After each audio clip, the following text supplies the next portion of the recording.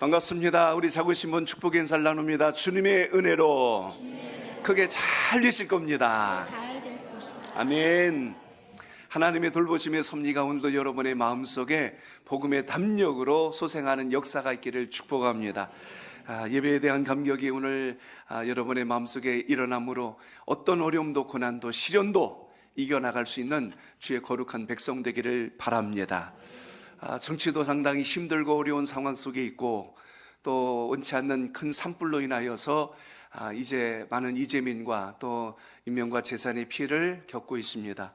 또 멀리 또 미얀마에서 일어난 큰 지진이 또 태국에까지 영향을 주어서 결국 또 큰 재난을 만난 것을 우리는 또 기억합니다. 아직도 끝나지 않는 러시아와 우크라이나의 전쟁이 아직도 이 세상의 평화가 회복되기가 이렇게 어려울까 싶을 만큼 무거운 그림자를 드리우고 있습니다. 아울러 미국이 또 새로운 관세 정책으로 인하여서 또 경제적인 많은 흔들림과 위기를 만들어내고 있는 이런 어려운 세상 속에서 그러나 우리의 시선이 세상을 향하지 않고 주님을 온전히 향함으로 인하여 하나님께서 공급하시는 참된 복과 역사가 오늘 여러분들의 심령 속에 살아있기를 축복합니다. 자, 말씀의 제목을 같이 나눕니다. 고난의 가치. 고난의 가치. 아멘. 어느 목사님의 개척교회 시절 이야기를 그래서 읽은 적이 있습니다.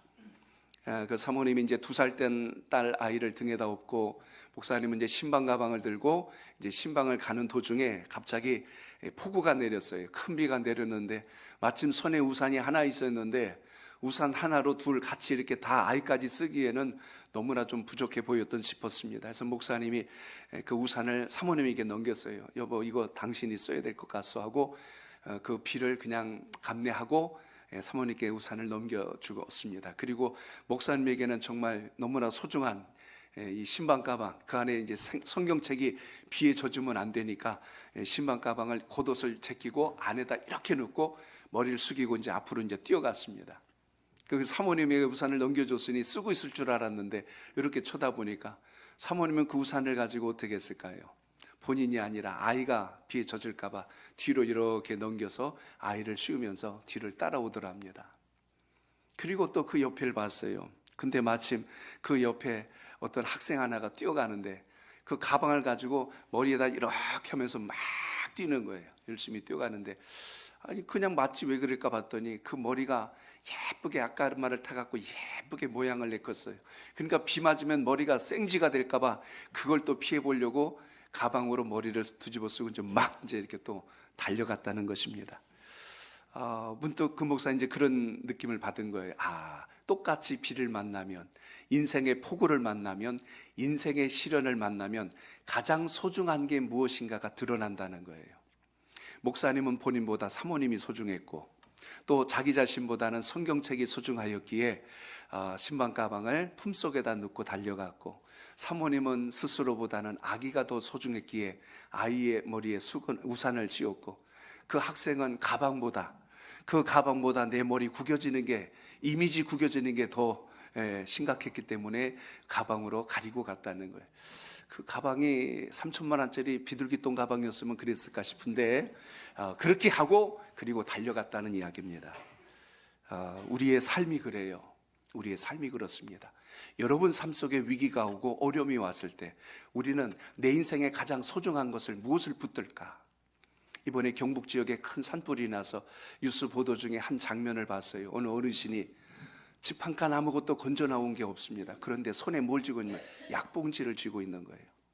이걸 매일 먹지 않으면 몸에 건강에 이상이 오니까 불이 나가지고 제일 먼저 손에 쥐고 나온 것이 약봉지를 손에 쥐고 나왔어요. 손은 새까맣게 끓음이 졌고 거기에 있는 그 약봉지를 보니까 참 마음이 짠합니다. 생명을 살아야 되는데 살기 위해서 몸부림치며 불이 나게 달려나온 그 흔적이 여실히 드러난 걸 보게 됩니다. 어느 또 한 어르신은요 반려견 하나를 안고 나왔어요. 쟤를 그냥 버려둘 수 없어서 데리고 나왔대. 그리고 아무것도 가지고 나온 게 없어요. 눈에는 눈물이 글썽글썽거리면서 그동안에 평생의 추억이 어렸던 집이 잿더미로 바뀌는 걸 보면서 그냥 달려나온 것을 보게 됩니다. 어떤 분들은 그렇게 이야기합니다. 뭘 들고 나오겠습니까? 했더니 뭐 돈을 들고 나오겠다는 사람도 있고, 어떤 사람은 통장을, 어떤 사람은 집문서를. 그러니까 인생의 위기가 오면 마지막 가치의 기준을 어디다 두느냐를 보면 이 세상에서 우리가 발견할 수가 있습니다. 문득 그런 생각을 했어요. 이번 주 우리 목장 모임 가지실 때 좀 미션을 하나 좀 드리겠습니다. 나에게 있어서 가장 소중한 것은 무엇인가? 아마 이것을 좀 이렇게 아이스 브레이크로 나눠보시면 좋을 듯 싶습니다.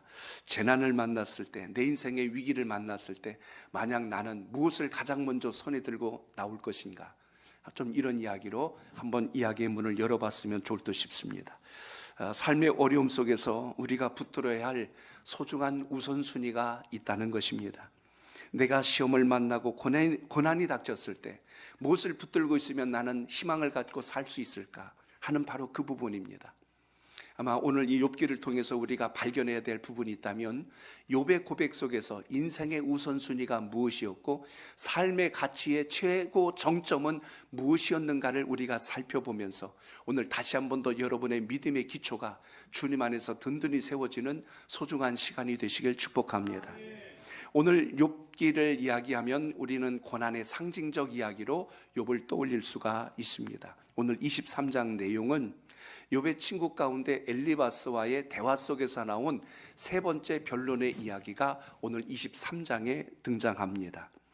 욥을 좀 소개하고 내용으로 좀 들어가겠습니다. 욥기서 1장을 보면 욥에 대한 소개가 나옵니다. 욥에게 네 가지 칭찬이 나와요. 첫째는 그는 당대에 온전한 사람이요, 그는 당대에 정직한 사람이었고 여호와를 경외하는 사람이었고 그는 악에서 떠난 자라라고 칭찬받은 사람이 욥입니다. 그에게는 아들 7과 딸 3을 두어서 다복한 가정을 이루었을 뿐만 아니라 그의 소유를 거기에 기록한 것을 보니까 양이 7,000마리, 낙타가 3,000마리, 이거 어마어마한 부자입니다. 소가 500결이, 1,000마리 가까이 된다는 이야기예요. 암나귀가 500마리, 종도 많이 두어서 당시에 동방의 의로운 자라고 칭찬받은 사람이 욥입니다. 하나님이 그를 인정하고 칭찬하자 사단이 나타났어요. 하나님께 도전장을 던집니다. 하나님이시여, 만약 욥이 자기가 가진 것을 다 잃어버린다 할지라도 과연 하나님을 저주하고 욕하지 않을까요? 하고 지금 이렇게 이야기하는 거예요. 하나님께서 마귀에게 이야기합니다. 욥의 생명을 제하고 내가 마음대로 해봐라. 그러나 그 욥이 어떻게 될 것인지 내가 볼 것이니라 하고 이렇게 욥을 하나님이 인정하고 칭찬하십니다. 마귀가 욥에게 덤벼들었어요. 제일 먼저 그의 재산을 손대기 시작합니다. 약탈해 가게 만들고 종들을 죽게 만들고 모든 걸 잃게 만들었어요. 심지어 그의 10자녀들이 무참히 죽임을 당합니다. 심지어 마지막 욥의 몸에 머리 정수리 끝부터 발끝까지 종기가 나서 온몸이 괴로워서 견디지 못할 만큼 고통을 가져다 주었습니다.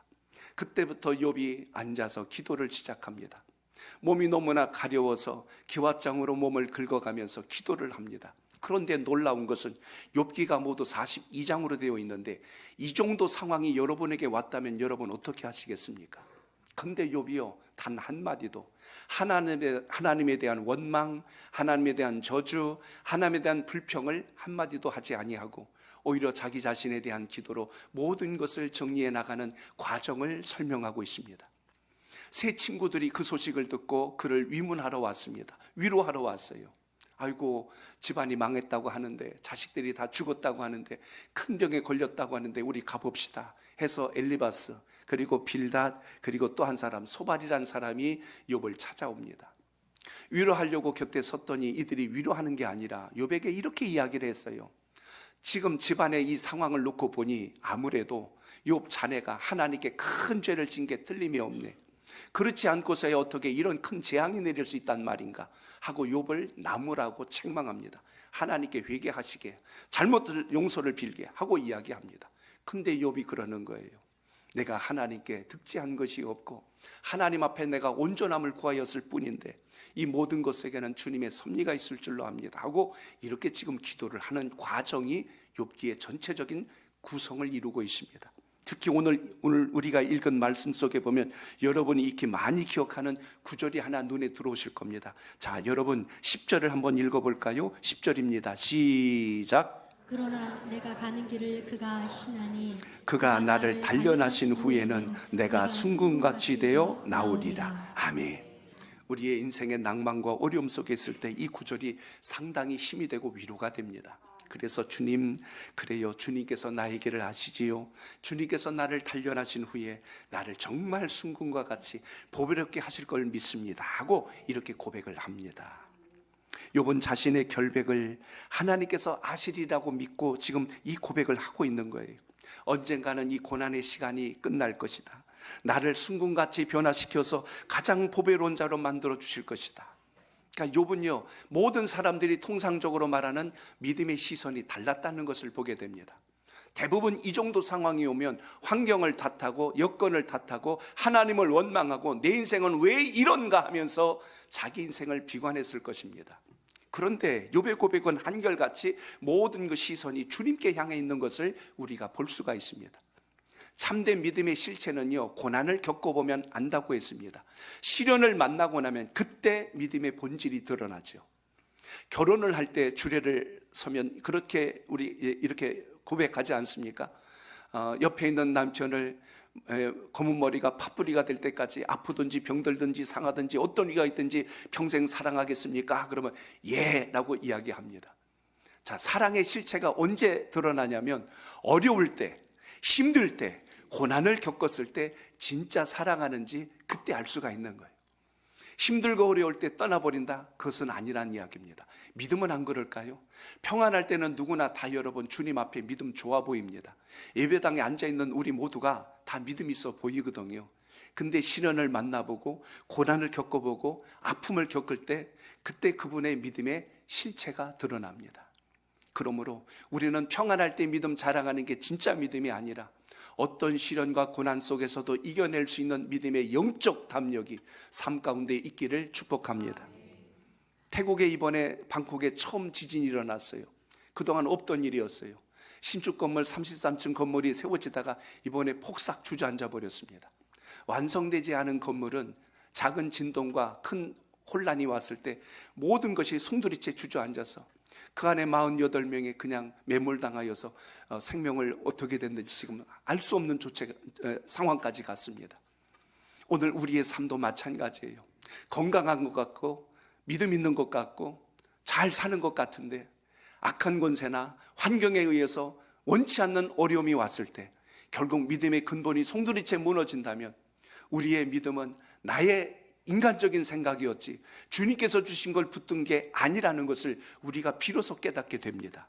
그렇기 때문에 오늘 욥을 통하여서 시험과 고난의 상징적 인물로 비춰졌던 욥을 통해서 우리는 어떤 믿음을 갖는 것이 진정한 믿음인가, 어떤 것이 진정한 하나님의 사람인가, 오늘 이것을 잘 기억하셔서 여러분 신앙의 중심이 꼭 되시길 바랍니다. 자, 저를 한번 따라합니다. 하나님은 최악의 상황에서도 최선의 길을 내시는 분입니다. 최선의 길을 내시는 분입니다. 여러분, 믿음이라고 하는 게 뭘까요? 어떤 상황 속에서도 하나님은 나를 붙드신다는 확신이 여러분 속에 있기를 바랍니다. 평안할 때만 주님이 여러분과 같이 계신 게 아니라 여러분이 가장 힘들고 절망스럽고 벼랑 끝에 선 순간에도 하나님은 여러분을 붙들고 계신 분이란 걸 잊지 않길 바랍니다. 왜냐하면 우리가 그렇게 살지 않기 때문에 그래요. 힘들고 어려워지면 하나님을 원망합니다. 내가 잘못 믿었는가? 내가 헛것을 믿었는가? 이러면서 하나님을 믿어왔던 모든 걸 송두리째 허물어 버릴 수 있다는 것입니다. 그러나 욥의 기도를 잘 보십시오. 욥은 취약의 상황 속에서도 하나님을 향한 믿음이 조금 더 흔들리지 않고 있다는 사실을 우리가 주목하셔야 합니다. 욥의 삶을 우리가 통해서 알 수 있는 것은 하나님이 오늘 욥을 어떻게 대하셨는지를 욥은 자신의 입술을 통하여 지금 고백하고 있다는 사실입니다. 그 친구들은 욥의 겉모습만 보고 그를 판단했어요. 너가 죄가 있어서 그런 거야, 너가 잘못해서 그런 거야 하고 이야기합니다. 그러나 욥은 고백합니다. 하나님께서 나의 길을 아신다. 그가 내가 가는 길을 아신다고 오늘 고백하는 10절의 말씀을 보면 욥은 한결같이 주님의 뜻을 온전히 따른 인생을 살아왔다고 그가 입으로 고백하는 장면처럼 오늘 우리의 믿음이 한결같이 주님이 함께 하시면 됩니다. 주님이 함께 하시면 삽니다. 주님이 함께 하시면 이룰 수 있습니다. 이 고백에 있어서만큼은 여러분 의심하지 않기를 축복합니다. 우리가 신뢰하지 않아서 그렇죠. 하나님이 역사를 이루지 않은 적이 없거든요. 근데 우리가 그게 믿어지지 않고 깨달아지지 않으니까 내가 알고 있는 상식으로 모든 것을 결론 내릴 때가 많다는 것입니다. 무지한 자들은 환난 가운데서도 구원의 소망을 가질 수 있다는 것을 오늘 하나님께서 그렇게 역사하시는 분이란 걸 믿은 사람이 욥입니다. 그렇기 때문에 욥을 통해서 우리가 기억해야 될 것은 바로 이 부분이에요. 어떤 상황 속에서도 하나님은 언제나 최선의 길을 내시는 분이다. 이 사실을 여러분 인지할 수 있기를 바랍니다. 오늘 환난 중에도 인내할 수 있는 이유가 여기에 있는 거예요. 그래서 욥이 뭘 고백합니까? 나를 단련하신 후에 순금같이 되게 하시겠다고 오늘 말씀한 것을 본다면, 순금이란 것은 어느 날 갑자기 순금이 되는 것이 아니라 그 안에 섞여 있는 모든 불순물들이 제거되어 있을 때 비로소 순금이 되는 것을 보게 됩니다. 순금이라는 건 우리 통상 24K라고 이야기합니다. 그래서 18K도 있고 14K도 있고 하지만 거기에는 다른 금속들이 섞여 있기 때문에 금의 순도를 그렇게 평가합니다. 그러나 여러분, 정금이라고 하는 것은 거기에 어떤 다른 것도 섞여 있지 않기 때문에 우리가 순금, 때로는 정금이라고 이렇게 이야기합니다. 경기가 혼란하고 어렵다 보니까 요즘 금값이 거의 2배로 뛴 것 같아요. 금값이 과거에는 한 돈에 뭐 30만 원, 35 됐는데 지금 60이 넘는 것 같습니다. 진작 사놓을 걸, 그 생각 들 겁니다. 진작 사놓을 걸. 금값이요, 모든 가치 기준의 중심이 되어버렸어요. 왜냐하면 변하지 않는 것이고 귀하기 때문에. 그런데 여러분, 오늘 고난도 여러분 귀하다고 오늘 말씀에 기록되어 있습니다. 왜 귀할까? 고난을 좋아할 사람은 없습니다. 그런데 고난이 주는 유익이 있어요. 그 고난은 우리의 인생을 새롭고 놀랍게 순금으로 만들어주는 역사가 있다는 것을 여러분 기억하시길 바랍니다. 내 속에 있는 모든 불순물들이 제거되면 정결한 믿음이 되어서 하나님의 복을 담을 수 있는 축복의 터가 된다는 걸 잊지 않길 바랍니다. 욥은 그래서 고백합니다. 나의 가는 길을 오직 그가 아신다. 여러분이 가시는 길을 사람들은 못 알아줘도, 사람들은 알지 못해도 하나님은 아신다. 오늘 이 사실 앞에 여러분의 신앙이 흔들리지 않기를 바랍니다. 지금 자기 자신의 형편을 놓고 보자면 완전히 엄청난 재앙을 만나고 이제는 몸뚱아리 하나만 남은 것이 욥입니다. 상황을 놓고 생각해 보세요. 재산 다 잃었지요. 함께 일하던 종들 다 떠나버렸죠. 자식들, 자신의 미래와 장래를 꿈꿨던 자녀들이 다 죽어버렸죠. 심지어 자기 몸에는 이제 병이 왔죠. 이제 기대할 것이 뭐가 있겠어요? 아무것도 없는 상황이 됐어요. 그럼에도 불구하고 욥이 고백하는 것은 나를 단련하신 후에 그가 나를 순금같이 바꾸신다는 이 확고한 신념만큼은 결코 빼앗기지 않았다는 사실을 여러분 잊지 않길 바랍니다. 사람이요, 꿈과 소망을 잃지 않으면 어떤 최악의 상황에서도 다시 일어날 수 있습니다. 인생은 꿈을 잃었을 때 모든 것이 실패로 돌아갑니다. 그러나 꿈을 놓치지 않는 인생은 반드시 하나님께서 재기할 수 있는 힘 주신다는 것을 꼭 기억하시길 바랍니다. 욥은 지금 어떤 상황 속에 놓였을지라도 건지실 분은 오직 여호와 하나님 되신다는 사실 앞에서 흔들리지 않는 그의 마음을 보게 되는데요, 오늘 그의 고백이 뭡니까? 나의 가는 길을, 여기 오직이란 말을 썼어요. 이 말은 주님만이 아신다는 겁니다. 그 아신다는 뜻 속에는 결코 우리 인생이 잘못되거나 무너지지 않는다는 뜻을 가지고 있어요.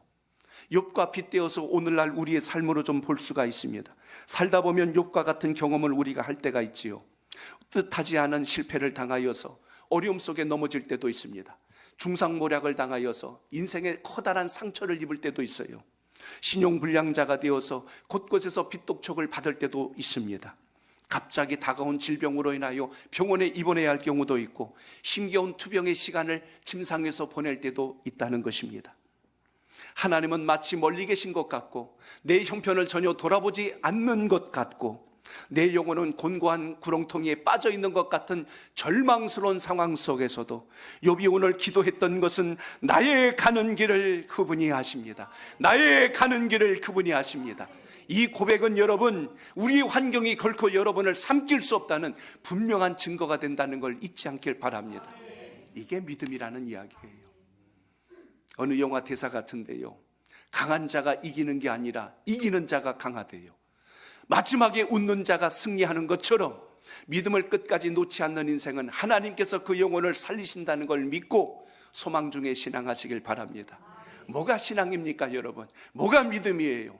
견뎌내는 힘, 버텨내는 힘, 그리고 이기려고 하는 그 의지의 결단이 우리 속에 살아있는 한 결코 여러분의 삶은 이 땅에서 꺾이지 않는다는 것을 잊지 않길 바랍니다. 마귀가 주는 밥을 먹지 마십시오. 마귀가 던지는 미끼에 걸리지 마십시오. 하나님이 주신 말씀이 있는데 왜 이걸 버리고 자꾸 엄한 것에 여러분의 마음이 갑니까? 본문에서 말씀하고 있는 나의 길을 하나님이 아신다는 뜻의 원어적 의미를 보니까요, 하나님은 내 안에 있는 길을 아신대요. 우리가 마치 뜻을 정하고 계획한 것 같은데 그 속에서 하나님이 길을 내주시고 방향을 만들어 주시고 교정하여 주심으로 인하여 그 교정하는 시간이 인생으로 본다면 고난의 시간이 될 수 있습니다. 역경의 시간이 될 수 있어요. 결코 그 시간은 실패의 시간이 아니라 우리가 더 강해지는 기회라는 사실을 잊지 않길 바랍니다. 운동을 하면 몸에 이 지방분이 쌓이는 게 아니라 근육이 강해집니다. 지방분은 빠져나가고 근육이 강해져요. 체력이 강해지면 기력이 생기고 삶의 활력도 생기고 정신력도 강해지고 의지력도 생기죠. 육체의 강함이 영혼의 강함과 맞물려 갈 때 세상에 어떤 두려움이 와도 이겨나갈 힘이 생긴다는 이야기입니다. 결국 여러분, 오늘 말씀에서 여러분 놓치지 말아야 될 것이 무엇입니까? 하나님은 때로 주의 자녀들을 험한 산으로 모실 때가 있습니다. 버리기 위함이 아니에요. 고통 속에 던지기 위함이 아닙니다. 망하게 하려고 하시는 것이 아니라 강한 자로 세우기 위한 하나님의 역사라는 것을 잊지 않길 바랍니다. 독수리가 새끼를 키우는 방법을 성경은 기록하고 있습니다. 벼랑 끝에 독수리를 낳습니다. 왜냐하면 천적들로부터 보호하기 위해서 그래요. 그런데 그 독수리가 어느 정도 장성하기 시작하면 둥지를 흩어져 놓습니다. 그리고 그 새끼를 이제 그 벼랑 끝에서 던져버립니다. 떨어질 때 날개짓을 못하면 떨어져 바닥에 떨어져 죽습니다. 허우적거리는데 힘이 없으니까 계속 떨어지죠.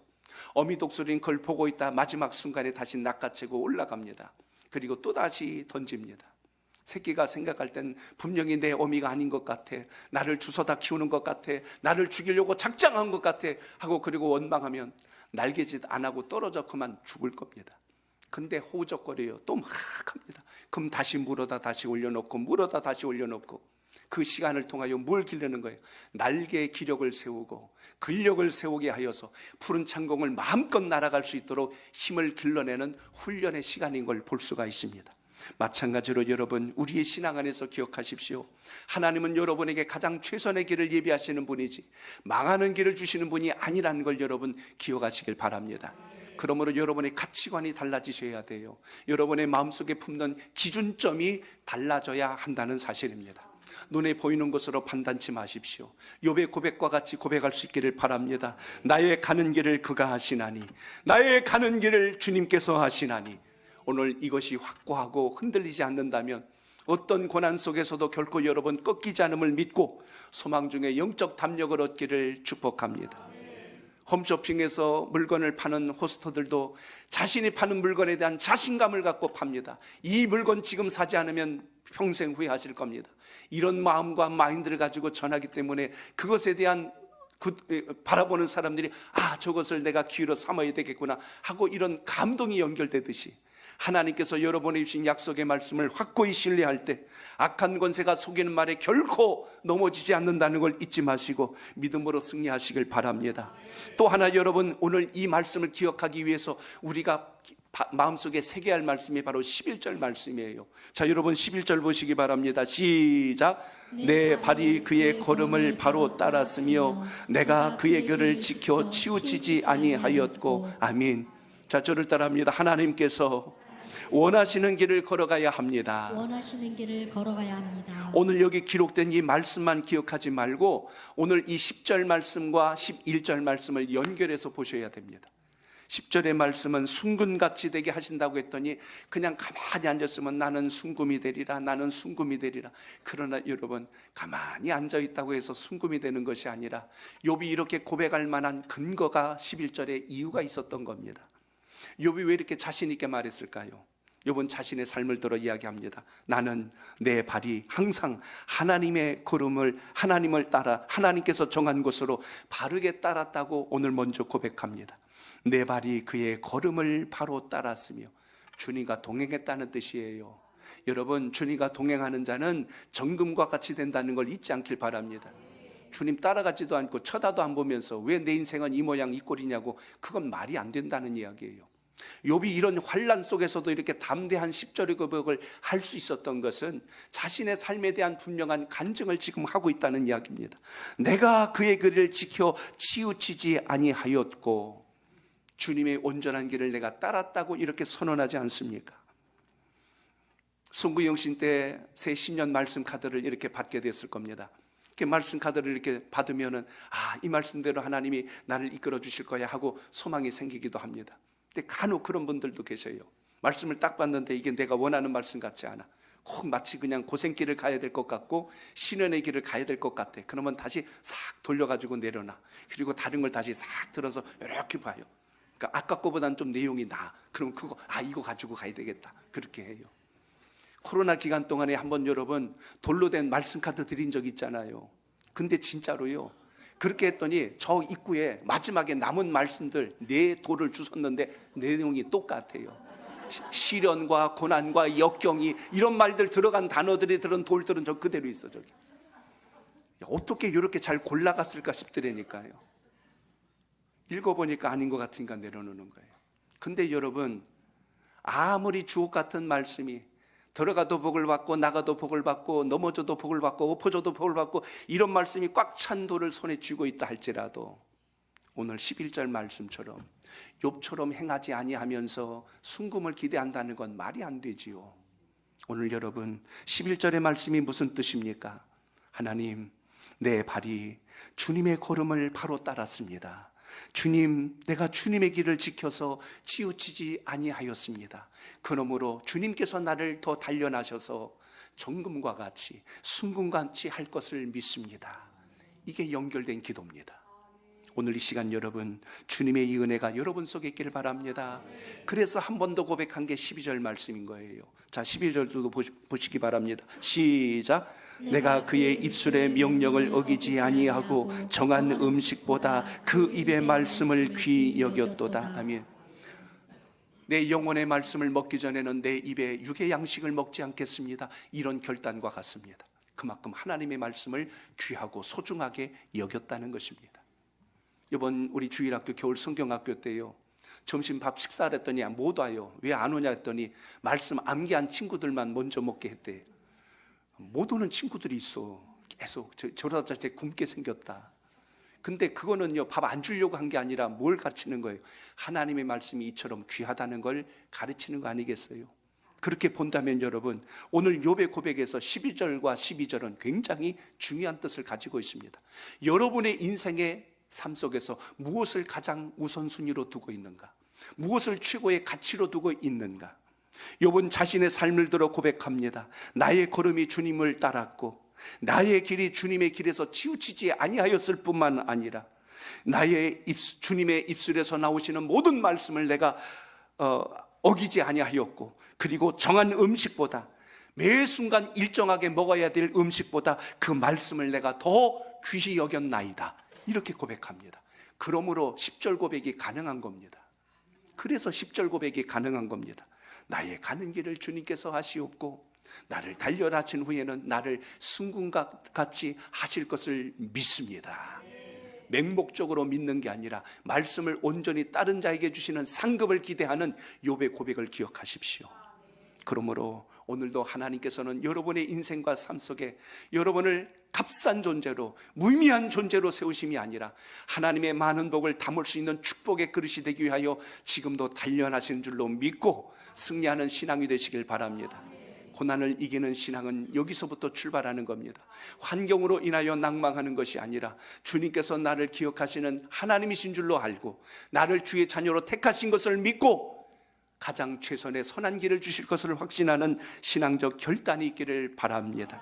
여러분, 시편 12편 6절로 7절을 같이 읽어보겠습니다. 시작.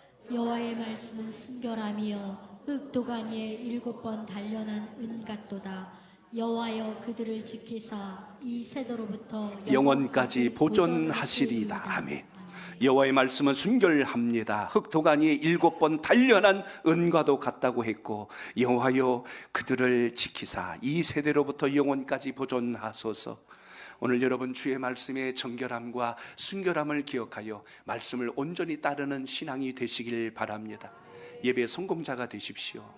하나님 앞에 기도하는 자가 되십시오. 말씀에 온전히 순종하십시오. 흉내내지 말고 온전히 순종하십시오. 그럼 여러분의 가는 길을 하나님께서 반드시 책임져 주시고 그곳에서 선을 내신다는 걸 잊지 마시고, 하나님의 말씀이 여러분 인생의 최고의 최선의 가치의 우선이 될 때 하나님의 영광이 함께함을 잊지 말고 승리하는 삶이 되시기를 축복합니다. 금광에서 채굴한 금덩이는 처음부터 금덩이가 아닙니다. 그걸 뜨거운 불 속에다 집어넣었을 때 비로소 최후에 남는 것이 금이 남게 되어 있어요. 우리도 주님의 성령의 불의 용광로에 녹아졌을 때 우리 안에 있던 옛사람, 세상의 모든 옛 악습들이 끊어지고 녹아지고 깨어지고 버려졌을 때 비로소 순전한 주의 모습으로 정결함을 입는다는 것을 여러분 기억하시길 바랍니다. 오늘 3부 찬양 예배 시간에는 우리 베델성기 9기생들이 이제 졸업을 하게 됩니다. 지난 1년 동안 매주 화요일마다 저녁 시간에 하루 일과를 마치고 때로는 식사도 못하고 그 시간에 모여서 하나님 말씀으로 늦을 때는 10시가 넘을 때까지 하나님 말씀으로 함께 울기도 했고 웃기도 하면서 1년을 달려왔어요. 겉모습은 그때나 지금이나 크게 다를 바 없을 것 같지만 속사람은 이미 하나님께서 순금과 같이 다듬고 변화시켜서 무엇과도 바꿀 수 없는 보배로운 자가 된다는 것을 여러분 기억하시길 바랍니다. 우리 손목께서 가장 바꿀 수 없는 귀한 분들이 있다면 말씀으로 훈련되어 세워진 바로 여러분들이 되시길 바랍니다. 옆에 계신 분 한번 인사합니다. 제가 바로 그 사람입니다. 시작. 차마 입이 안 떨어지면 이렇게 하시면 앞으로 그렇게 될 사람입니다 하고 이렇게 하셔야 돼요. 여러분 안에 하나님의 순금이 다 있어요. 정금이 다 있는 거예요. 근데 지금 불순물에 가려져 있기 때문에 잘 보이지 않을 뿐입니다. 이제 이걸 벗겨내야 돼요. 가려내야 돼요. 여러분 전투기 한 대 값이 얼마씩 하는지 아십니까? 50억 60억 막 이래요. 근데 조종사가 비행기를 나르고 그러다가 비행기 이상이 생깁니다. 그럼 어떡합니까? 관제탑에서 이야기해요. 탈출하라 그래요. 비행기 버리래요. 그 어마어마한 가치의 비행기를 버리랍니다. 근데 못 버리고 이거 얼마짜린데 그럴 수도 있지만 명령을 내려요. 빨리 탈출하라. 누가 더 중요합니까? 조종사가 더 중요한 거예요. 조종사는 새로운 비행기를 몰 수 있습니다. 그러나 이 비행기는 이 한 대로서 끝난다고 해서 다 싸움을 못하는 것은 아니기 때문에 비행기에다 목숨 거는 건 아닙니다. 신앙도 마찬가지예요. 여러분 한 분 한 분이 모여서 우리 선목교회를 이뤘다는 걸 잊지 않길 바랍니다. 교회는 건물이 아닙니다. 여러분 한 사람 한 사람이 하나님의 말씀으로 무장되고 세워졌기에 하나님의 나라가 세워진다는 사실을 잊지 않기를 바랍니다. 아무것도 없는 빈터에서 시작하여 우리 선목교회가 여기까지 왔어요. 그 시간 동안 우리 많은 하나님의 동역자들이 믿음의 일꾼들이 세워져 가며 여기까지 달려온 것을 보게 됩니다. 그러므로 주의 나라가 어떻게 세워집니까? 하나님의 말씀으로 훈련된 자들을 통하여서, 하나님의 말씀으로 단련된 자들을 통하여서 이 정금들이 모여서, 이 순금들이 모여서 하나님의 영광을 세우고 주의 나라를 확장하여 가는 놀라운 역사를 이룬다는 걸 잊지 마시고 그 믿음이 여러분 속에 살아있기를 축복합니다. 내 형편을 의지하겠습니까? 여러분과 함께 하시는 여호와 하나님을 의지하시겠습니까?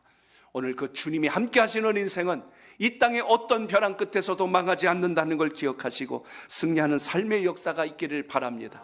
아직도 버리지 못한 여러분의 옛사람의 성품이, 그 감정이, 그 습관이 여러분의 발목을 쥐고 있다면 오늘 이 예배를 통하여 성령의 뜨거운 용광로에 여러분의 모든 삶을 새롭게 녹이고 변화시키는 기회가 되시기를 바랍니다.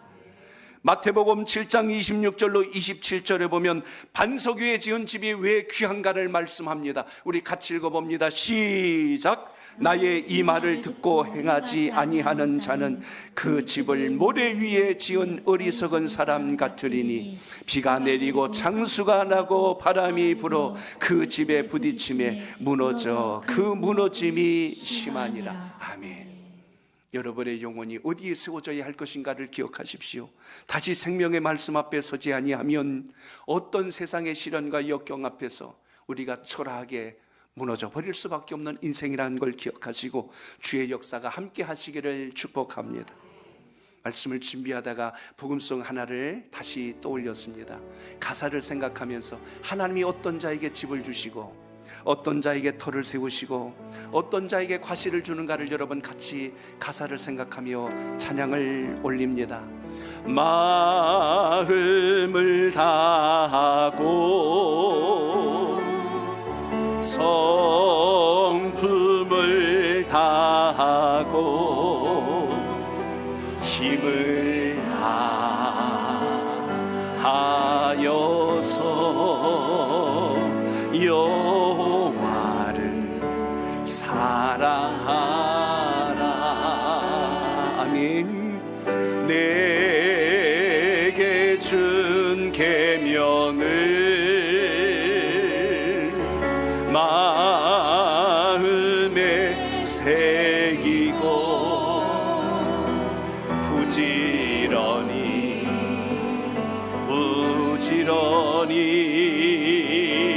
이웃에게 전하여라.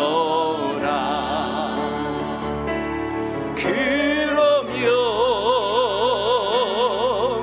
내가 짓지 않은 큰 집을 주리라.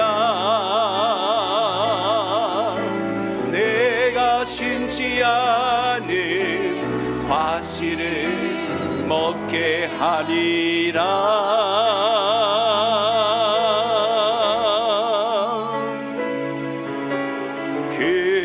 그러나 한 가지 잊지는 말아라. 죄인 된 우리를 구원하신 주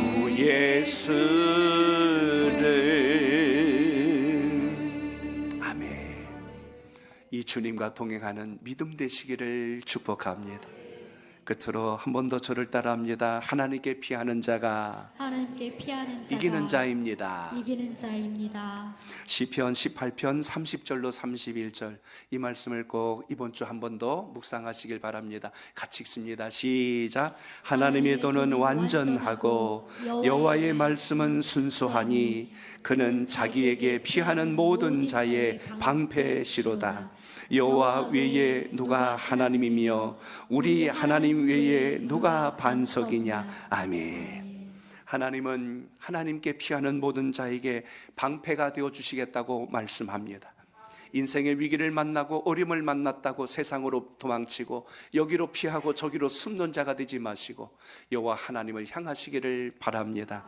주님은 오늘 우리의 삶 속에 기적을 베푸시고 방패가 되어주시고 역사를 이루시는 분이라고 선언해 주셨으니 오늘 하나님을 따르는 길이 가장 완전한 길이라는 것이 여러분의 믿음이 되시기를 바랍니다.